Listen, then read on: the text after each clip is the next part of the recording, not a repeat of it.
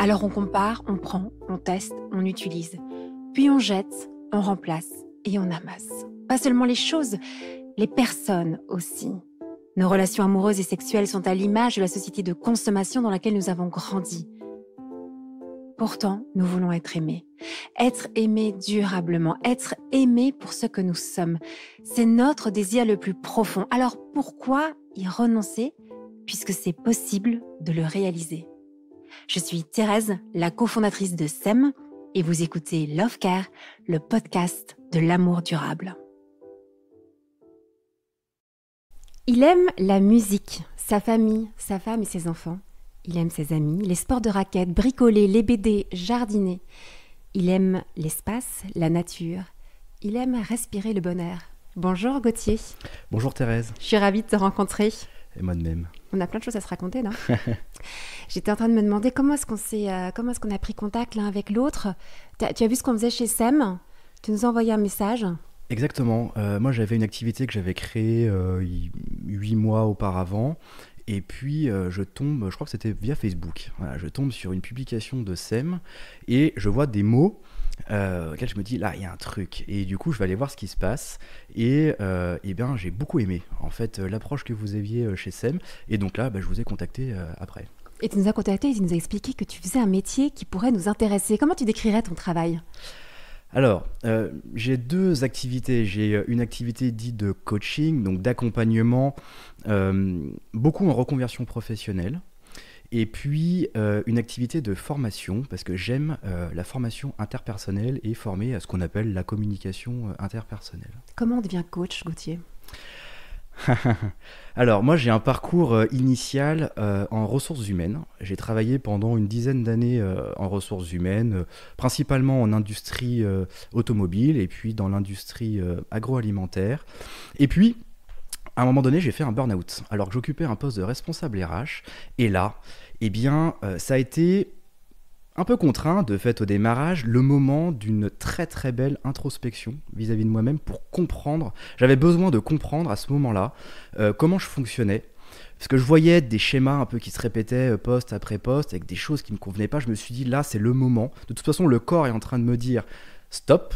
Donc là, je me suis dit, c'est le moment de réfléchir à comment je fonctionne et fondamentalement, là, qu'est-ce que j'ai envie de faire, qu'est-ce qui m'anime maintenant. Et là, de fil en aiguille, après pas mal d'accompagnement et de longs mois, je suis arrivé à me dire, je vais rester dans cette logique humaine qui m'anime particulièrement, mais je vais le faire à ma manière, en créant une structure qui me convienne, et je vais pouvoir du coup avoir cette activité d'accompagnement et de formation, qui est un sujet qui m'anime. Et je te pose une question peut-être un peu naïve, mais j'ai jamais très bien compris. En fait, comment tu sais que tu fais un burn-out ? C'est quoi un burn-out ? Alors, le burn-out, alors on le dit différemment, c'est un épuisement physique, émotionnel et psychique. En fait, alors après, il y a plein de manières différentes de vivre le burn-out. Pour certains, ça va être un matin, je suis incapable de me lever. Donc ça, c'est une réalité. Je ne peux pas me lever le matin. Pour d'autres, ça va être et ça a été mon cas, au travail, des crises d'angoisse pas possibles, c'est-à-dire que je ne contrôlais plus ce qui se passait. Et là, c'est un moment où, du coup, j'ai décidé de partir de l'entreprise. Je me suis dit, là, je ne contrôle plus tout ce qui est en train de se passer. Donc, panique à bord, là, le corps ne réagit plus. Donc, une espèce de surcharge comme ça émotionnelle. On dit, là, c'est plus possible. Et là, quand on arrive, il y a une sorte de décompensation comme ça, où en fait, on se rend compte qu'on ne peut plus en fait assumer les charges d'ailleurs qu'on occupait précédemment. En fait, le corps est épuisé à la fois sur un plan physique et sur un plan émotionnel. Mais tu es d'accord qu'on parle beaucoup aujourd'hui de ça, de burn-out, mais comment ça se fait qu'il y en a autant ? J'ai envie de poser cette question-là. Enfin, peut-être que tu n'as pas d'explication, mais comment toi t'expliques qu'en un coup, tu vis cette épreuve-là, quoi, d'épuisement total ? Alors, ce qu'on dit dans le contexte du burn-out, c'est que le burn-out est la rencontre d'une personnalité dans un contexte. Donc, si on fait des burn-out, c'est parce qu'on a une personnalité ou un fonctionnement qui fait qu'on veut en faire beaucoup, qu'on veut donner beaucoup, qu'on prend beaucoup sur nous. Bien souvent, ce sont des personnes qui sont complètement déconnectées du corps, complètement déconnectées des émotions, de ce qu'elles ressentent. Et donc, je continue. Et puis, effectivement, à un moment donné, le corps, qui est notre meilleur ami, lui, il dit stop, en fait. Alors après, les raisons, alors il y a plein de raisons sociologiques, de logique de performance aujourd'hui dans les entreprises, une volonté aussi, et quelque chose qui est très culturel, qui est le fait qu'on recherche aussi du sens, en fait, dans le monde de l'entreprise, et bien souvent, et dans beaucoup d'organisations, donc là je prends un peu ma casquette RH que j'avais, dans beaucoup d'organisations, on perd cette logique de sens. Et donc si j'en fais beaucoup, si je veux faire le bien autour de moi, si j'ai cette envie du coup de contribuer à quelque chose de bien, et que je suis dans un environnement qui me contraint à pas forcément pouvoir le faire, je peux avoir comme ça cette espèce je me sens coincé. Et là, donc je résiste, j'essaie de faire le mieux, mais lui, le corps, avec ce stress du coup qui continue et qui monte, et il y a un moment donné, et ben lui, il dit stop. Voilà, tout simplement, parce que le mental, lui, il continue, mais le corps, lui, il dit stop. C'est voilà. pas une dépression. Non. Dépression, c'est quoi que tu ferais comme différence? Alors, le burn-out peut mener à une dépression. Mais le burn-out n'est pas une dépression dans le sens où le burn-out est un épuisement. C'est-à-dire qu'en fait, le corps est vidé. Réellement, en fait, on fonctionne... Alors, je vais donner 2-3 explications. On fonctionne avec une logique de neurotransmetteurs et pour aller bien, on a besoin de plaisir et de se faire plaisir. Donc, c'est ce qu'on appelle l'ocytocine, la dopamine, voilà, donc des choses où on se ressource qui font qu'on se sent bien. Quand je suis dans un environnement où je suis très stressé, donc quand je suis stressé un peu, j'ai ce qu'on appelle de l'adrénaline qui me permet de booster et d'être performant sur un truc. Maintenant, si je continue de stresser, si je suis stressé, le stress devient chronique et là j'ai du cortisol qui monte énormément et puis il y a un moment donné où j'ai plus rien, c'est-à-dire que je suis vidé. En fait, les personnes qui vivent un burn-out se sentent vidées. C'est un peu cette image de la pile qui est d'un coup, il n'y a plus rien quoi. Et donc là, tout le travail, déjà c'est d'acceptation de ça. Et puis après de recharger du coup les batteries, non pas par du stress, mais par le fait de se faire plaisir. Sauf que quand en général j'ai fait un burn-out, c'est que je ne sais pas comment me faire plaisir. Et donc là il y a tout un travail, c'est pour ça qu'en général c'est très long, parce qu'il y a tout un travail de compréhension de soi, de reconnexion à soi, parce qu'on a beaucoup donné aux autres, bien souvent. Et donc là c'est de dire, pense à toi d'abord, ce qui est bien souvent contre nature. Quand on est dans ces tempéraments comme ça, où on a beaucoup appris à donner aux autres et à se suradapter aux autres. Et là, le corps nous dit, là tu vas penser à toi maintenant et tu vas apprendre comment tu fonctionnes pour apprendre à te ressourcer. Parce que c'est en comprenant comment tu fonctionnes toi que tu vas pouvoir donner aux autres. C'est en se ressourçant soi qu'on peut donner aux autres. Ce qui est, pour certaines personnes, pas évident comme ça à admettre et à vivre. Parce qu'on n'est pas forcément câblé comme ça à la base. Et donc ça, c'est vraiment burn-out. Et dépression, ce serait... Dépression, c'est plutôt... c'est un vide de sens. C'est-à-dire que je n'ai plus envie de rien faire. Ce qui n'est pas forcément du coup... Donc c'est pour ça que le burn-out peut conduire à la dépression. Parce que, étant incapable de faire quelque chose, physiquement, je ne peux plus, je n'ai plus cette énergie-là, eh bien, je ne sais plus ce que je veux faire. Et là... Effectivement, si on n'est pas bien accompagné, on peut du coup conduire derrière une dépression parce que je sais que je veux pas y retourner ou je sais pas en fait. Et du coup, cette perte de sens comme ça, et puis on est très seul aussi quand on fait un burn-out parce que personne ne le comprend. Puis on dit, vas-y, t'as qu'à reprendre le boulot. C'est ce que j'avais posé comme question. Toi, au moment où ça t'arrive, t'es seul ou t'es en couple ou en relation Alors moi, je suis en couple, du coup, avec des enfants. Alors comment ça se fait? Ah oui, en plus avec des enfants. Alors ouais, comment ça se vit ça, si c'est pas indiscret? Mais parce que je pense que c'est une expérience que beaucoup peuvent vivre, d'avoir cet état soit d'épuisement, comme tu l'expliques, burn-out, dépression qui est encore une autre chose, mais des états comme ça où on est complètement down, comme on dit. Comment ça se vit ça dans la relation avec son épouse et avec ses enfants? Eh bien, en fait, c'est très difficile. C'est très difficile parce que déjà soi-même, on ne comprend pas ce qui est en train de se passer. Parce qu'on a été, nous, habitués à cette logique de performance et de tenir. Sauf que là, le corps, il dit « je ne peux plus ». Donc déjà, soi-même, on ne sait pas ce qui est en train de se passer. Donc on ne peut pas déjà expliquer quoi que ce soit. Et puis on est littéralement épuisé. L'autre, il ne comprend pas non plus ce qui est en train de se passer. Et donc, en fait, il y a beaucoup de solitude dans le burn-out. Il y a beaucoup de solitude déjà, soit parce que on ne comprend pas ce qui se passe, l'autre ne comprend pas ce qui se passe, et l'environnement ne comprend pas ce qui se passe. Et après, il y a beaucoup de réflexions du type « Allez, vas-y, tu te reposes 3 jours et puis tu y retournes. » Ou alors « Mais vas-y, t'as qu'à te lever. » Et moi, je prends beaucoup cette image... alors qui est un peu marquante, je m'en excuse par avance, mais de dire à un tétraplégique « Lève-toi ». Je peux lui dire, il ne le fera pas parce qu'il ne peut pas. Donc quelqu'un qui a fait un burn-out, on lui dit mais vas-y, t'y retournes, un peu dans ces injonctions comme ça de performance, eh bien c'est impossible. Sauf que dans le cas du burn-out, ce qu'on dit c'est que c'est un épuisement qui ne se voit pas parce qu'en fait il se ressent de l'intérieur. Ça veut dire que la pile à l'extérieur, en fait elle paraît en bon état. elle est en bon état la pile, sauf qu'elle est vidée de l'intérieur, il n'y a plus d'énergie. Donc ça veut dire que c'est quelque chose qui ne se voit pas, c'est quelque chose qui se ressent, quelque chose qui se vit, et c'est pour ça qu'on dit habituellement, il n'y a que les personnes qui ont vécu ça, qui peuvent comprendre ce qui est en train de se jouer du coup dans la personne. Donc ce qui est bien, c'est aussi de pouvoir s'entourer du coup de personnes et d'être accompagné comme ça par des personnes qui ont vécu ça et qui peuvent comprendre, parce qu'il y a un vrai besoin d'être compris dans ce qu'on est en train de vivre, parce que c'est totalement, pas de manière objective, moi je peux comprendre que ce soit très compliqué à comprendre. Et pour le conjoint, eh bien, ils se sont aussi très seuls, parce qu'ils se retrouvent avec la charge. Ils se retrouvent avec une charge de famille, avec donc l'autre en face qui est en arrêt de travail, et là, plein d'angoisses qui peuvent ressurgir, de dire mais qu'est-ce qui se passe, comment je vais faire, comment est-ce que je gère, parce que elle a aussi, ma femme, elle avait aussi sa vie, la gestion des enfants, la fatigue qui va avec, et là, donc là, c'est la deuxième solitude qui est le couple se retrouve bien seul, parce que de la même logique, personne ne comprend trop ce qui est en train de se passer, et là, chacun essaye de faire un peu, d'aider un peu comme il le fait, mais pas forcément bien, voilà.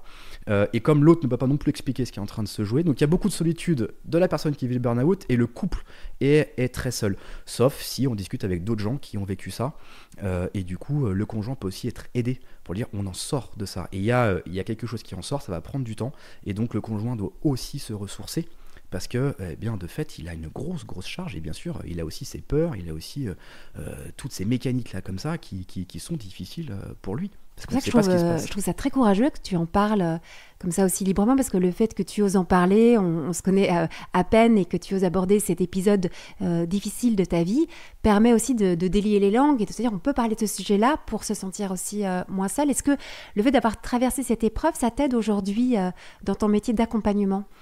Oui, alors moi j'aime beaucoup dire que ce burn-out en fait a probablement été le plus beau cadeau de la vie. Parce que j'ai été contraint à un arrêt sur image de dire maintenant Gauthier, tu vas comprendre comment tu fonctionnes et tu vas maintenant décider de mener ta vie différemment. Et donc c'est tout ce travail d'introspection que j'ai pu faire de comment est-ce que je fonctionne, et évidemment dans toute la dynamique de couple, parce qu'on s'est posé beaucoup de questions en couple aussi derrière, de en fait qu'est-ce qu'on a envie. On s'est rendu compte qu'on n'avait pas forcément beaucoup discerné avant dans les choix qu'on avait faits, parce que c'est comme ça une mécanique qui arrive, les trucs qui roulent, les évolutions professionnelles, les opportunités qui arrivent, voilà, plein de belles choses comme ça qui arrivent, les enfants.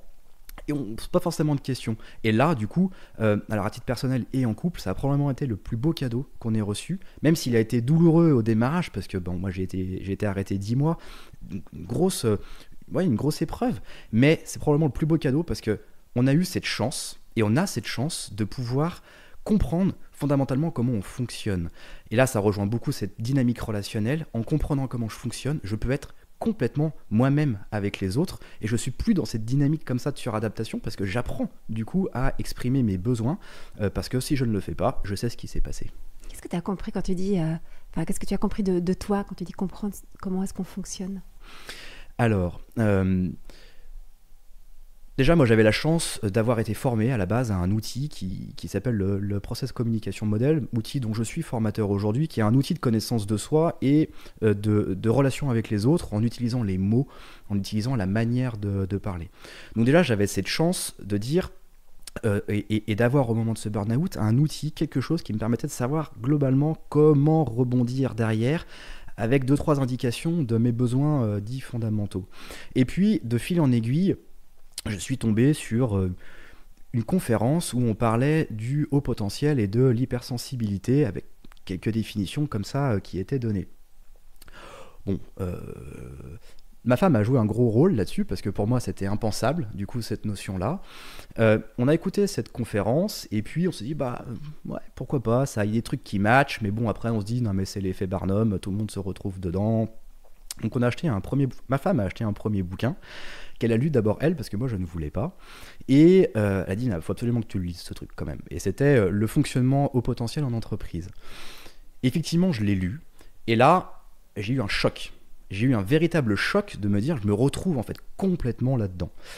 Est arrivé ensuite cette dynamique de dire mais non, mais j'ai pas du tout l'impression, voilà, on rentre dans les clichés de je veux surtout pas apparaître pour plus intelligent, c'est surtout pas ça, j'avais pas forcément été très brillant moi dans ma scolarité, même si j'avais plutôt bien réussi mes études derrière, mais j'avais aussi eu des échecs, un bac que j'ai eu un peu à l'arrache. Donc, je me dis non, mais c'est pas envisageable. Et puis de fil en aiguille, du coup, ce doute persistant de dire j'ai besoin en fait de mettre des mots là-dessus. Et donc j'ai décidé de passer ces fameux tests de QI qui valident du coup ça, et qui ont du coup confirmé. Ça a été très important pour moi. En fait, ça a été le démarrage du coup d'une autre composante de ma personnalité qui est cette intensité. En fait, qui est le fonctionnement un peu décalé, parce que y a un fonctionnement un peu plus rapide, avec une vision qualitative différente des choses, et cette hypersensibilité qui fait que c'est ressenti très fort des choses. Donc le fait d'avoir cette intensité et de ressentir fortement les choses, je me suis dit, ok, maintenant que je comprends ça, je vais apprendre parce que je le changerai pas, fondamentalement, donc j'ai compris que je fonctionnais comme ça, je le changerai pas. Maintenant, qu'est-ce que je fais ? Soit je décide de rester dans mon coin, soit je décide d'être en relation avec les autres, c'est quelque chose qui m'anime, et auquel cas, il va falloir que j'apprenne à exprimer ça et à me sentir complètement moi-même pour pouvoir être fondamentalement en relation avec les autres. Et là, du coup, c'est tout un travail, alors un triple travail, moi, du coup, que j'ai fait pendant 2 ans, quasiment, de fonctionnement de moi-même pour me dire, allez, comment est-ce que j'intègre cette logique d'hypersensibilité et de haut potentiel dans mon fonctionnement pour ne surtout pas me réduire à ça, parce que nous sommes beaucoup plus que ça. Simplement, effectivement, ça fait partie de mon identité, ça fait partie de mon fonctionnement, le fait de fonctionner rapidement. Voilà. Donc, et avec intensité. Et à partir du moment où on se dit ça, on se dit, ok, les autres, ils fonctionnent pas forcément, ça tourne pas forcément aussi vite. Les autres, peut-être qu'ils ne vivent pas cette intensité que moi je vis, et c'est ok. Voilà. Donc le fait de comprendre, donc ça c'est vraiment la mécanique relationnelle, le fait de comprendre comment je fonctionne, me permettre de relativiser énormément de choses par rapport au fonctionnement de l'autre, pour dire, en fait, moi, la manière dont je fonctionne, l'autre en face ne fonctionne pas pareil. Et c'est ok. Le tout, c'est comment est-ce que j'arrive à faire le maillage, du coup, entre les deux. Et effectivement, cette découverte, ce qu'on appelle cette reconstruction identitaire après la découverte du haut potentiel, a été quelque chose de magique. Voilà. Tu dis vraiment magique. Il y a quand même beaucoup de critiques par rapport aux hypersensibles ou au potentiel. On a l'impression que tout le monde pourrait se reconnaître dans ces profils-là. Qu'est-ce que tu répondrais à cette critique qu'on entend beaucoup ? Oui, il y a beaucoup de littérature, il y a beaucoup de choses autour du haut potentiel et de l'hypersensibilité aujourd'hui. En fait, il y a une critique qui a juste titre. C'est-à-dire qu'à la base, tous les livres qui ont été écrits sur le sujet ont été écrits par des psychologues avec ce qu'on appelle un biais d'observation, qui est que ceux qui viennent me voir forcément dans un cabinet de psychologie, ce sont des personnes qui ne vont pas forcément très bien et qui ont besoin d'avoir des clés d'elles-mêmes. Donc, ce qui s'est passé, en fait, c'est que de fait, au potentiel égale problème. Alors que pas du tout. Je peux avoir eu des blessures d'enfance, je peux avoir eu des mécanismes de construction qui m'ont conduit à un moment donné à ne pas forcément bien être de ne pas forcément bien comprendre comment je fonctionne et donc être en souffrance psychique, mais je peux très bien avoir un haut potentiel et y aller super bien, sauf que ces gens-là, on va pas en parler parce qu'ils vont pas voir, déjà ils s'y intéressent pas, parce qu'ils en ont pas besoin, en fait, et ils ne vont pas du coup aller voir un coach ou aller voir un psychologue, aller voir un thérapeute pour pouvoir avancer sur ce sujet-là. Donc déjà, il y a un biais qui est de dire, et un mythe du coup de dire au potentiel égal, ce sont des gens en souffrance. Non, pas du tout. Il y a des tas de personnes qui ont ce haut potentiel, qui probablement n'en ont aucune idée, ou alors elles le savent, mais ça ne pose aucun problème pour elles, parce qu'elles ont eu dans leur construction psychique, dans leur construction identitaire, toutes les clés qui leur permettent d'aller très bien. Pareil pour l'hypersensibilité, je peux très bien avoir une très forte sensibilité et que ce soit pas du tout un problème si j'ai été élevé et construit dans un environnement qui me permet de me connecter à mes émotions, qui me permet d'exprimer mes besoins. La difficulté, c'est si j'étais dans un environnement où j'ai été complètement coupé de mes émotions, parce que ça ne se fait pas, parce qu'on n'en parle pas, et si j'ai été complètement coupé de mes propres besoins, il y a un moment donné, à force de me suradapter à tout le monde, oui, effectivement, il y a un moment donné, ce n'est pas de l'adaptation, mais de la suradaptation, et là, j'explose, en fait, et j'ai besoin d'exprimer les choses.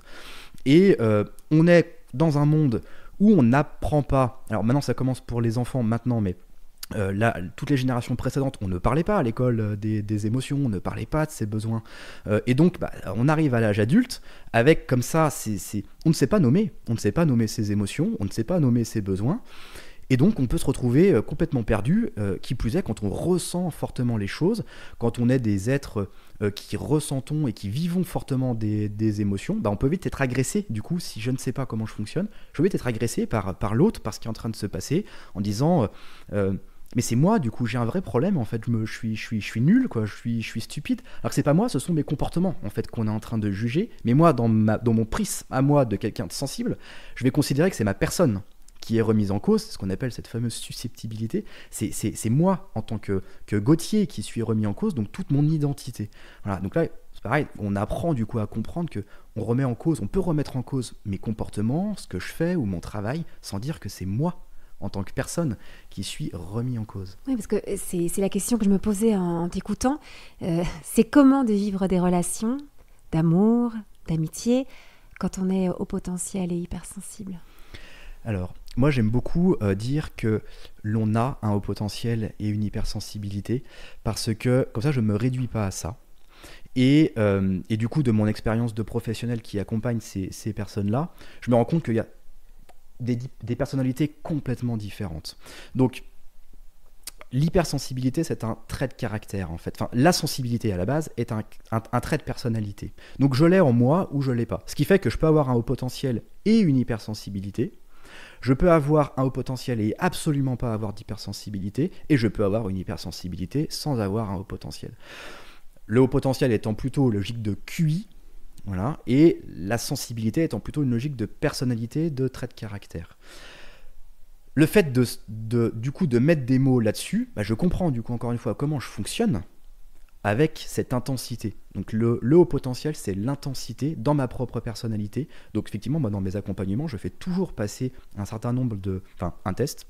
Un questionnaire, c'est pas un test parce qu'il n'y a pas de bonne ou mauvaise réponse, mais plutôt un questionnaire de personnalité qui permet fondamentalement de comprendre comment je fonctionne avec ce degré complémentaire qui va être le haut potentiel éventuellement. Et donc alors, dans les relations, comment ça se vit? Alors, dans les relations, ça se vit... Quand on a besoin d'intensité et quand on avance rapidement aussi dans sa tête. Alors, moi j'aime beaucoup prendre cette image de la Formule 1. Quand on a un fonctionnement au potentiel, on peut prendre cette métaphore de la Formule 1. Ça veut dire que j'ai un moteur qui tourne très vite. Ok ? J'ai un moteur qui tourne très vite, mais qui ne tourne pas très longtemps, très vite. Ensuite, une Formule 1, c'est 3 choses. C'est la voiture, c'est le pilote et c'est l'équipe. Ok ? Le pilote, ça va être le cerveau. La voiture, c'est le corps. Et l'équipe, ça va être ceux qui m'entourent ou moi-même, si j'ai une très bonne connaissance de mon propre fonctionnement. Une Formule 1, elle va être performante avec d'autres Formule 1. C'est-à-dire que je ne prends pas une Formule 1 pour acheter mon pain. Voilà. Ce qui ne veut pas dire que je suis meilleur que les autres. Ça veut juste dire que mon terrain de chasse, il n'est pas au même endroit. Ça veut dire que ma source d'épanouissement, elle sera de jouer avec d'autres Formule 1, en fait. Si je joue et je passe mes journées à être dans un environnement où je vais mettre le frein à main, eh bien là, je ne peux pas être correctement en relation parce que je vais mettre le frein à main et que surtout si je ne comprends pas comment je fonctionne, c'est-à-dire que si je n'ai pas mis de mots sur ce haut potentiel ou sur cette hypersensibilité, enfin surtout sur le haut potentiel, eh bien je me sens en décalage tout le temps. Je me dis mais parce que moi je vais à 1000 à l'heure et à côté ça ne va pas à côté. Si je prends conscience que je suis une Formule 1 et que je suis en train de piloter une Formule 1, ok, donc ça veut dire que je vais pouvoir comprendre, enfin élever mon niveau de conscience, de me dire je vais être du coup sur un circuit de Formule 1 et de temps en temps, ok, eh bien je vais aussi prendre ma Clio pour pouvoir aller acheter mon pain en prenant ma Clio. Mais je suis une Formule 1. Et la Formule 1, elle tourne très vite et les arrêts au stand sont obligatoires parce que dans un fonctionnement comme ça, qui est très speed, eh bien on peut fatiguer très vite. Et donc, c'est pour ça que je parlais de l'équipe et de l'arrêt au stand. Quand je fonctionne très très vite comme ça, je dois apprendre à m'arrêter. Je dois apprendre à respirer pour me ressourcer, parce que sinon je vais avoir un niveau d'énergie qui va faiblir beaucoup. Et là, évidemment, dans les relations, la fatigue est une source importante de mes communications et de conflits derrière. Donc si je suis épuisé parce que j'avance et je ne comprends pas que je dois m'arrêter au stand une fois de temps en temps pour remettre du kérosène ou changer les pneus, il y a un moment donné, je fais une sortie de virage, quoi. Donc apprendre à aller au stand, apprendre à s'arrêter, apprendre à se ressourcer en disant que c'est comme ça aussi que je vais fondamentalement pouvoir donner aux autres. Voilà. Parce que si j'ai plus de jus ou si j'ai plus de pneus qui vont éclater, je ne fais plus rien. Mais si tu es une Formule 1, est-ce que tu peux te mettre en couple avec une Clio Est-ce qu'il faut absolument être avec quelqu'un qui fonctionne à la même vitesse que toi, ou la combinaison serait meilleure si tu avais quelqu'un de très différent? C'est une très bonne question à laquelle il n'y a pas de réponse évidente, parce que ça va être très lié du coup à la manière dont on fonctionne. Ce qui est sûr, et ça c'est clair que mais ce sera visible avec n'importe quel couple, c'est que j'ai quand même besoin de réfléchir fondamentalement. Quand j'ai un haut potentiel, j'ai fondamentalement besoin de réfléchir. Donc si je suis avec quelqu'un qui ne se pose jamais de questions parce que je me pose beaucoup de questions existentielles quand j'ai un haut potentiel, c'est des questions sur la vie, puis j'ai besoin d'avancer, comme ça je peux pas me satisfaire quelque part de ce que j'ai. Donc si je suis avec quelqu'un qui n'a aucune envie, qui n'a aucune volonté de se remettre, pas de se remettre en question, mais de réfléchir un peu sur la vie, de répondre, forcément il va y avoir un décalage à un moment donné.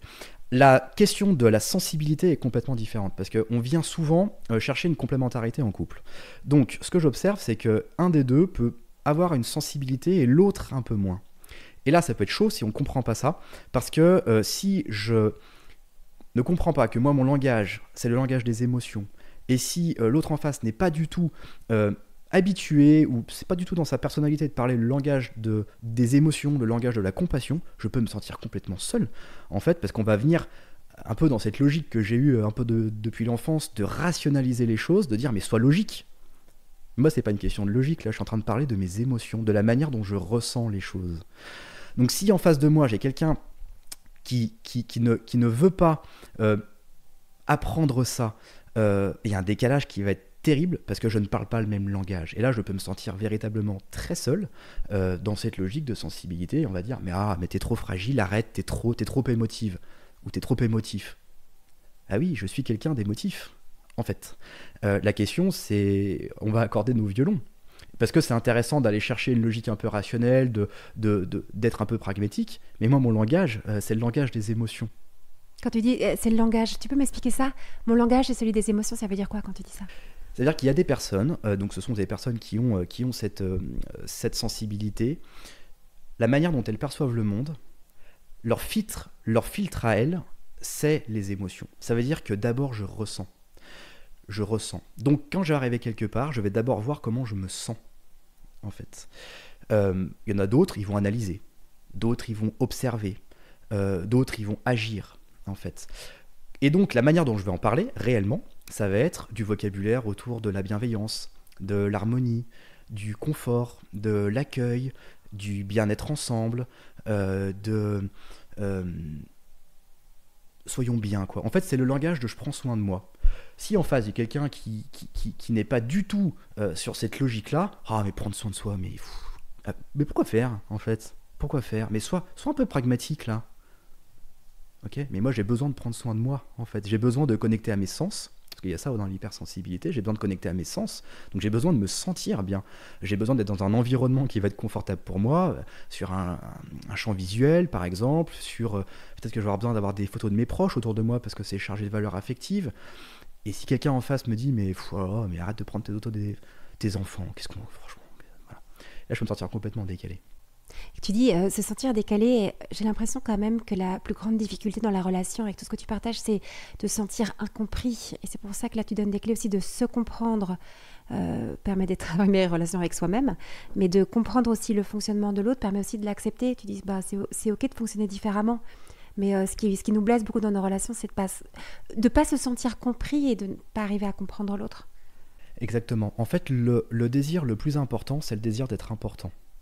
Nous avons besoin d'être reconnus aux yeux des autres. Alors après, nous allons avoir plein de manières différentes d'être reconnus aux yeux des autres, mais j'ai besoin d'être reconnu. Ça, c'est important. Le meilleur moyen de savoir comment être reconnu, effectivement, c'est de comprendre comment je fonctionne. Parce que si je ne sais pas comment je fonctionne, si je ne sais pas qu'est-ce que je dois nourrir, quels sont les besoins que je dois nourrir pour du coup être reconnu, je peux passer ma vie comme ça à aller chercher et du coup à faire violence dans la relation, à faire violence à l'autre, parce que ne sachant pas de quoi j'ai besoin, ne sachant pas comment satisfaire les propres besoins, qu'est-ce que je fais? Je projette sur l'autre cette violence de non-satisfaction et de non-reconnaissance en allant critiquer l'autre, en allant dévaloriser l'autre, en allant me plaindre. Donc cette connaissance de soi. De toute façon, la clé dans la relation, c'est la connaissance de soi. D'abord, parce que bien souvent, on attend que ce soit les autres qui changent. Mais non, en fait. La relation, c'est d'apprendre comment je fonctionne. Je prends conscience de la manière dont je fonctionne. J'apprends à réguler ça. Et puis, j'apprends à voir comment fonctionne l'autre. Et la complémentarité étant une richesse, ce qui est génial, c'est de voir, moi, quels sont mes points forts, quelles sont mes ressources et qu'est-ce que je peux développer. Et notamment dans la relation de couple, je me mets avec quelqu'un avec qui je vais avoir cette complémentarité.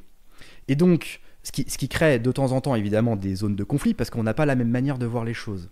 Pour autant, si maintenant je prends du recul par rapport à ça et je me dis, mais là, ce qui est en train de me heurter, en fait, c'est peut-être une ressource chez l'autre que peut-être que moi je devrais développer. Et l'autre, il est trop spontané, ça m'énerve, cette spontanéité. Mais ça veut peut-être dire que moi, je vais chercher à aller développer cette spontanéité. Parce que peut-être que c'est quelque chose qui me manque, en fait. Et donc, cette complémentarité, si je viens chercher ce qui m'agace un peu chez l'autre, en disant, en fait, il y a un point fort derrière, il y a une ressource qui est super intéressante, c'est peut-être quelque chose que j'ai à développer moi, en fait. Du coup, je ne cherche pas à aller changer l'autre pour qu'il s'adapte à moi. Je me dis, mais c'est super intéressant, en fait. Là, ce que je suis en train de voir chez toi, c'est quelque chose que je peux développer chez moi. Donc, de fait, toutes ces relations un peu conflictuelles sont des sources magiques pour pouvoir grandir ensemble en comprenant et en acceptant que nous sommes complémentaires. C'est passionnant. T'as vu, je me tais depuis le début, je t'écoute. Évidemment que tout ça me parle aussi, c'est très éclairant. Gauthier, on va devoir s'arrêter. Mais par contre, dis-moi une chose. Une chose que tu aurais bien voulu entendre, savoir, et que tu as compris bien plus tard, et que tu voudrais transmettre aujourd'hui, ce serait laquelle ? J'ai bien envie de dire, je suis unique, j'ai le droit d'avoir des besoins, et j'ai le droit de ressentir, et j'ai le droit d'accepter la manière dont je fonctionne, et c'est fondamentalement en comprenant comment je fonctionne, en me connectant à mes ressentis, en me connectant à mes besoins, que je peux être fondamentalement en relation avec les autres. Alors, faites-vous ce cadeau de comprendre comment vous fonctionnez, d'accepter que vous avez des besoins et d'accepter que c'est normal que ces besoins soient reconnus pour pouvoir fonctionner véritablement avec les autres. Merci Gauthier de nous partager tout ça.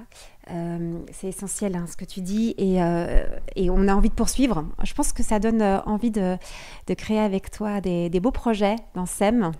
Oui, on va faire des choses ensemble, c'est sûr et certain, parce que tu as des clés. Et ce que j'aime beaucoup aussi au travers de ce que tu partages, c'est comment, en fait, ton histoire de vie, quoi. Comment est-ce que tu t'es laissé traverser par cette épreuve, que tu as essayé d'en faire une source de fécondité. C'est un point commun chez toutes les personnes qui interviennent chez SEM.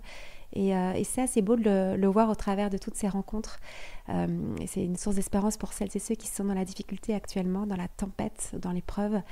Des belles choses qui peuvent germer. Merci Gauthier, à bientôt. Merci beaucoup. Si vous désirez l'amour durable, retrouvez toutes les propositions de SEM sur notre site internet sem.co et sur nos réseaux sociaux Instagram et Facebook. Si vous êtes un professionnel du Love Care, rejoignez la communauté SEM. Et pour semer avec nous cette vision de l'amour, mettez un avis ou 5 étoiles sur votre plateforme d'écoute pour soutenir ce podcast. Venez signer notre manifesto et surtout, parlez de SEM autour de vous. Parlez-en à vos amis, à vos familles, à vos collègues qui ont tant besoin d'être outillés et accompagnés pour vivre leur désir le plus profond, aimer et être aimé durablement. Ensemble,